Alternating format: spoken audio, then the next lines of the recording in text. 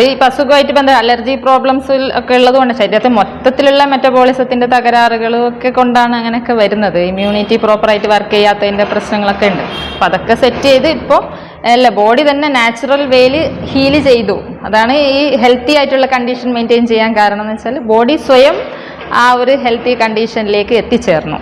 അതിൻ്റെ ലക്ഷണങ്ങളാണ് ഇപ്പോൾ കാണുന്നത്.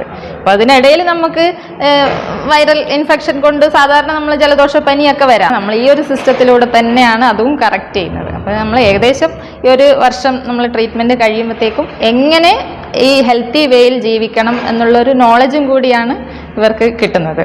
അപ്പോൾ പേഷ്യൻറ്റിന് മാത്രമല്ല ഫാമിലിക്ക് മൊത്തത്തിൽ അതിൻ്റെ ഗുണം കിട്ടുകയും ചെയ്യും. പിന്നെ കുറച്ച് ടെൻഷനൊക്കെ ഉള്ള ആളായിരുന്നു. ഇപ്പോൾ ഈ അസുഖമായിട്ട് ബന്ധപ്പെട്ടിട്ടും കുറച്ച് ടെൻഷൻ ഉണ്ടായിരുന്നു. അതൊക്കെ ഏകദേശം മാറി വന്നിട്ടും ഒരു മെൻ്റലി ഒരു ഹാപ്പിനെസ് ഇല്ലാത്ത പോലെ ഫീൽ ചെയ്തപ്പോഴാണ് നമ്മൾ മെഡിറ്റേഷനിലേക്ക് പോയത്.